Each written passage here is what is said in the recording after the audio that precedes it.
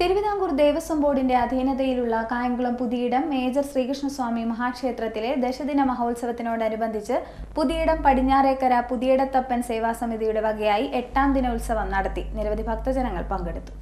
തിരുവിതാംകൂർ ദേവസ്വം ബോർഡിന്റെ അധീനതയിലുള്ള കായംകുളം പുതിയിടം മേജർ ശ്രീകൃഷ്ണസ്വാമി മഹാക്ഷേത്രത്തിലെ ദശദിന മഹോത്സവത്തിന്റെ 8ാം ദിവസം പുതിയിടം പടിഞ്ഞാറേക്കര പുതിയിടത്തപ്പൻ സേവാസമിതിയുടെ നേതൃത്വത്തിലാണ് ചടങ്ങുകളും പരിപാടികളും നടന്നത്.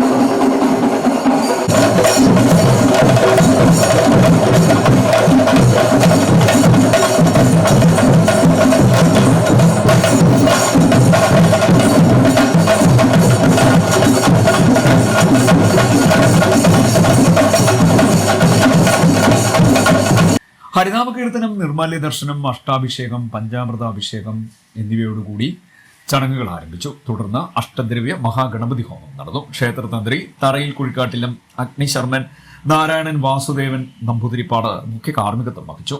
ഇതിനുശേഷം രഥഘോഷയാത്ര, കരപ്രദക്ഷിണം, ഭാഗവത പാരായണം, പ്രഭാഷണം, അന്നദാനം, പകൽ കാഴ്ച, തിരു അവതാര ചാർത്ത് ദർശനം, ദീപാരാധന, സ്പെഷ്യൽ ദീപക്കാഴ്ച, സേവ, നാടൻ പാട്ടുകളുടെ അവതരണം എന്നിവ നടന്നു. നിരവധി ഭക്തജനങ്ങൾ ചടങ്ങുകളിൽ പങ്കെടുത്തു.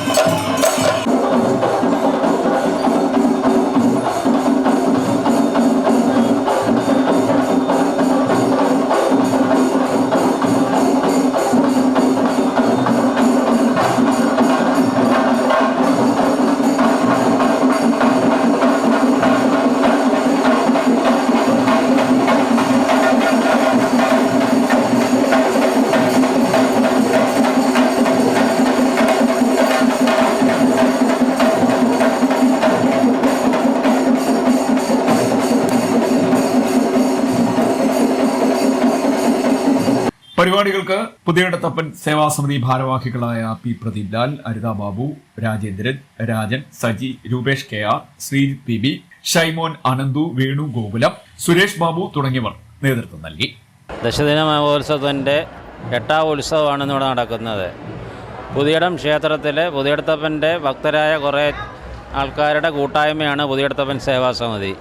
പുതിയിടത്തപ്പൻ സേവാസമിതി പടിഞ്ഞാറേക്കരയുടെ 8ാം തിരുവുത്സവം വളരെ വിപുലമായി ഘോഷയാത്രയാണ് ഇവിടെ നടന്നിട്ടുള്ളത്. തുടർന്ന് നടക്കുന്ന നാടൻപാട്ട്, രാവിലെ തന്ത്രി മുഖ്യൻ ക്ഷേത്രതന്ത്രി വാസുദേവൻ നാരായണൻ ഭട്ടതിരിപ്പാടിൻ്റെ നേതൃത്വത്തിൽ നടന്ന അഷ്ടദ്രവ്യ ഗണപതി ഹോമത്തോടുകൂടി ഇവിടെ ആരംഭിക്കുകയും നാടൻ പാട്ടോടുകൂടി സമാപിക്കുകയാണ്. വളരെ ഗംഭീരമായി ഈ പരിപാടി നടത്താൻ പടിഞ്ഞാറേക്കരയിലുള്ള എല്ലാ ഭക്തജനങ്ങളുടെയും അതിയായ സഹായ സഹകരണങ്ങൾ ഉണ്ടായിരുന്നു.